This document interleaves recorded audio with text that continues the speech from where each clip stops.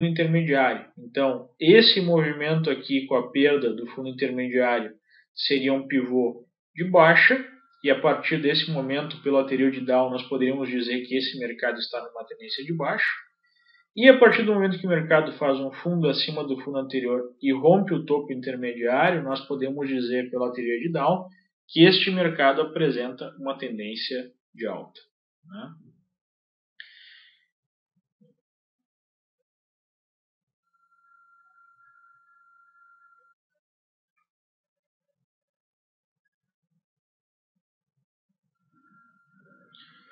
O Marcelo Espíndola coloca: qual a ferramenta mais rápida para detectar a inversão, mudança de tendência? Seria o Treeline Bar?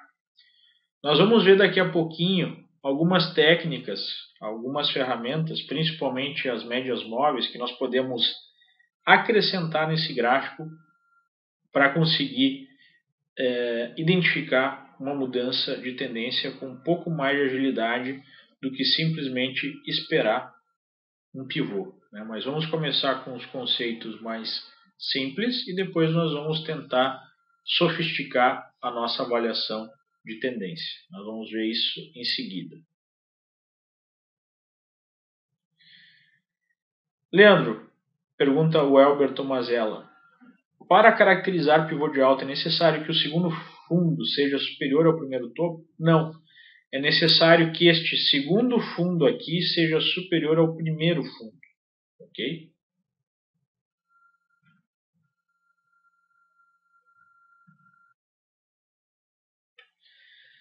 O Davi Araújo tem uma pergunta muito interessante, né? Eu vou responder e vou tentar simplificar. O Davi Araújo coloca: Leandro, boa noite. No exemplo que você está mostrando, você marcou o segundo fundo mais alto, que é esse aqui. Mas um pouco antes, não há também um fundo nesse mesmo nível? Ele está colocando este fundinho aqui. Sim, há um fundo nesse mesmo nível se eu for trabalhar num grau menor da tendência. No curso avançado, porque esse é um conceito que já exige um pouco mais de conhecimento de análise técnica, nós aprendemos a identificar os topos de fundos com um critério mais objetivo. Nós estamos usando nesse primeiro momento, até para fazer um exercício de aprendizado da teoria de Dow, apenas o critério visual, ou seja, eu identifiquei pela minha percepção visual que esse movimento aqui era muito curto para eu chamar esse ponto de um topo e esse ponto de um fundo. Eu posso criar uma definição de movimento mínimo para identificar topos e fundos. Por exemplo, eu posso dizer que um movimento mínimo para mim, dentro de uma periodicidade diária que vai ser utilizada para operações de swing trade, que o movimento mínimo entre um topo e um fundo deve ser pelo menos 3%. E daí eu vou precisar vir até aqui e medir se há 3% entre essa máxima e essa mínima. Se houver, eu vou chamar isso aqui de topo e fundo, e daí o pivô de alta foi confirmado aqui no rompimento desse ponto. Mas essa é uma percepção mais avançada, mais complexa. Para quem está iniciando aí o seu estudo da análise técnica, por enquanto fica mais fácil manter um critério visual apenas, tentar identificar os pontos de reversão mais importantes, uma movimentação um pouco maior, para poder identificar mais claramente as tendências, né? Mas é uma boa pergunta.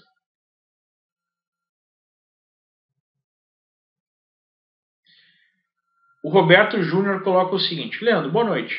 A tendência não pode ser representada dependendo do período que quer atuar, pois numa análise mais abrangente é possível identificar várias tendências. Está certo o meu raciocínio? Grato. Sim, Roberto. Eventualmente, nós podemos identificar uma tendência num prazo bem curto, uma tendência de alta, por exemplo, e uma tendência contrária para um prazo mais longo, né? Nós podemos ver um exemplo disso. Se eu observar, por exemplo, vamos pegar aqui um papel como Petrobras. Tá? Se eu pegar um gráfico bem curto, esse aqui que eu estou observando é um gráfico diário, cada barra representa um dia. Se eu pegar um gráfico mais curto, um gráfico de 60 minutos, por exemplo, de repente eu vou identificar neste gráfico de 60 minutos uma tendência de alta, uma sequência de topos e fundos ascendentes. Né? Isso aqui demonstra uma tendência de alta. Só que essa tendência de alta está presente no gráfico dentro de uma periodicidade bem curta. Se eu olhar num gráfico diário, eu vou identificar que esse mercado produz, por enquanto, uma sequência de topos e fundos descendentes. Olha aqui um pivô de baixa acontecendo. O mercado fez um fundo por volta de 28,70, fez um topo abaixo do topo anterior. Esse topo aqui maior está em 30,30, esse topo aqui está em 30. E nesta barra aqui houve a perda do fundo intermediário.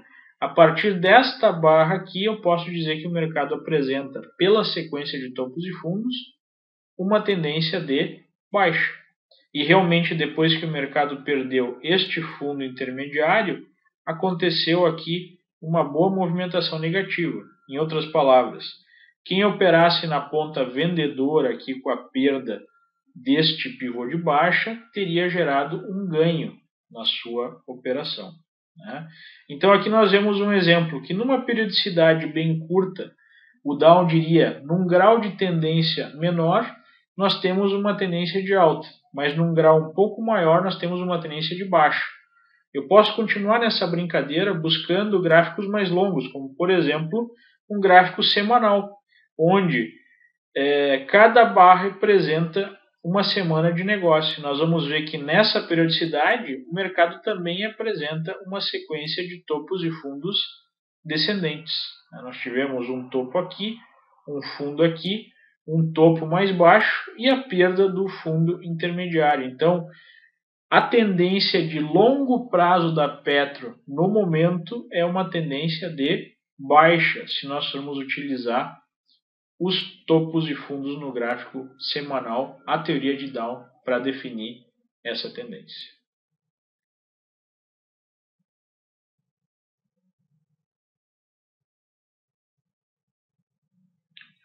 O Silva Janjão já está indo um pouco adiante, nós vamos chegar nesse ponto. Se eu uso as médias para definir a tendência? Sim, eu vou usar as médias para definir a tendência.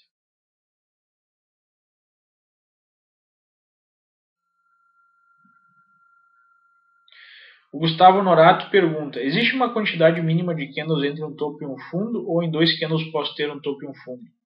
Eu utilizo o critério de pelo menos 2 barras. Uma mesma barra não pode ser ao mesmo tempo um topo e um fundo. Né? Então eu preciso ter pelo menos 2 candles, 2 barras para gerar um movimento entre um fundo e um topo ou entre um topo e um fundo. Ok? Bem,